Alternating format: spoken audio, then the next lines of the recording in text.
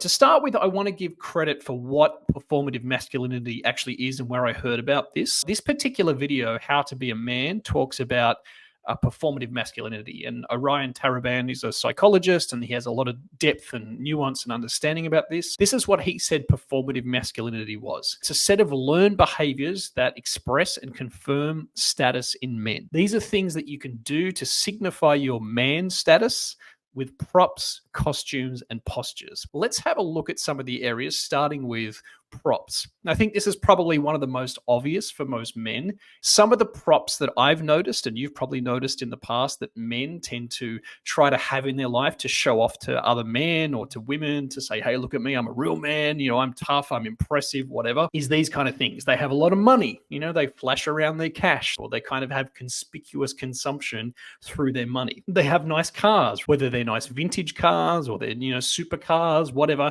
maybe a boat or maybe even a private jet. Travel is another one. I see this a lot as well. If we show to the world that we're worldly, we're out there doing things, we're traveling around, we're exploring the world, this is kind of a prop that we can use to show our masculinity and our manliness in a way. Women, this is a really interesting one. This is a controversial one, I suppose, but it's the truth. A lot of men fall into the trap of thinking if they display that they're around a lot of women, or the women are attracted to them, or they're sleeping with a lot of women. And I think this becomes a prop in a way, unfortunately. Instead of treating those women as respectful partners in their lives, they end up just using them as a bit of a prop to show how manly they are. And the last one I put here is business deals. And I know for myself, this one has been a big part of my kind of psychology as a man, is the idea that I'm an entrepreneur, or I'm a maverick, and I'm out there making deals in the world. I'm making money in my own way. This is one of the ones I think men use a lot of the time as props. They tend to fall into this trap of thinking, well, look at me, I'm a hustler, I'm a dealer, I'm a grifter, whatever you want to say, whatever the cool word is these days. So we use business dealings and making money and that kind of thing as a prop. So these are the classic ones that I see. I'm sure there's hundreds more of these, but they tend to fall into these kind of categories. Men use them a lot of the time to kind of show off, how cool they are or how manly they are.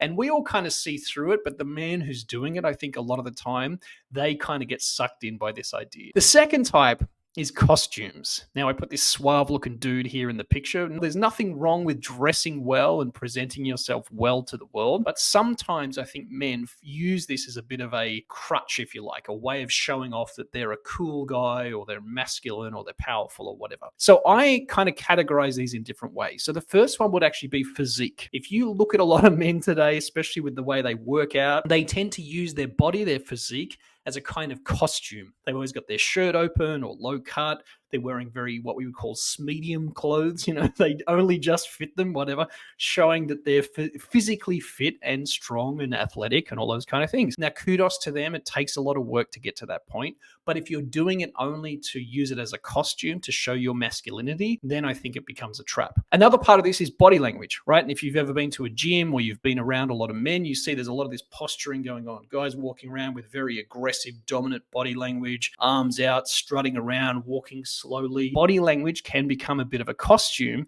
if you're not careful, and it can become a performative masculinity trap. Dress style. If you've read the book The Game by Neil Strauss, which I recommend you check out, he talks a lot about the idea of peacocking, dressing in a way that's very extreme and out there and makes women, notice him. Nothing wrong with dressing well, being a person who has style and class. But I think if it becomes a costume for you, that's where it can become a little bit of a trap. Grooming. This is another one too. The way we keep our hair, if we're always changing our style of hair, if we're, grow a massive beard or whatever we do, there's all these different ways that men can kind of groom themselves. Grooming is not a bad thing. If you're doing it to keep yourself fresh and looking good, fantastic.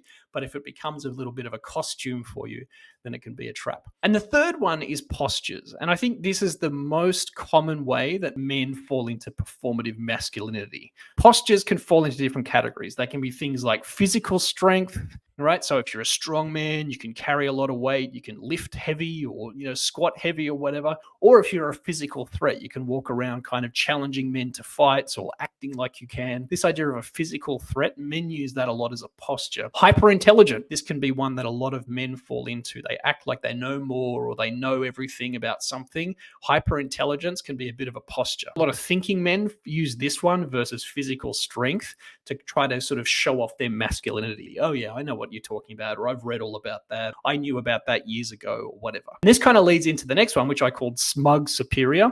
Definitely a trap I've fallen into in the past. Acting like you're kind of cooler or you're better than everybody else. This can be a huge trap a lot of men fall into. And then the last one I think is indifference. And this one in particular, I've noticed falls on men who are in their 30s and 40s and beyond, where they just get to a point where they're like, I don't care anymore. I don't care about life. I don't care what's going on, whatever. I'm just living my life, doing what I'm doing. This can be a big posture trap. There's nothing wrong with detaching from the outcome or having a neutral attitude, but I think very often this idea of indifference can become a trap if you're not careful. So all of these postures, a lot of men use these to try to display their masculinity.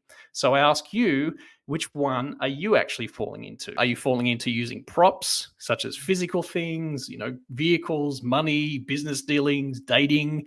Are you falling into dressing a certain way, exhibiting through your personal image? Or is it postures that you're using a lot of the time? All men tend to have one of their favorites. And I'm curious to know, if you want to add it in the chat, which one of these is your favorite? Props, costumes, or postures? Because all men have them. One thing I want to ask you here is, who taught you? If you think about it, you've probably heard things like this. Hey, do this instead, or don't do that, or change this about yourself, or this is manly. Doing it this way is manly. So if you think about in your life, there's probably men who you've met who have these tendencies or try to get you to behave in a more performative masculine way by saying these kind of things to you. Now, it might be subtle. It might be the way they look at you. They might laugh at you. They might judge you or gossip about you or whatever. But there is a tendency to sort of subtly teach other men what to do, what not to do, and how to perform in this masculine way. And this is the last thing to really think about here, is, do these learned traits about performative masculinity, do they actually make you feel good about yourself and the way you show up in the world? Because if you've carried them around for a long time, you might not actually realize that they're damaging you and they're actually holding you back in some ways by trying to perform as a masculine man.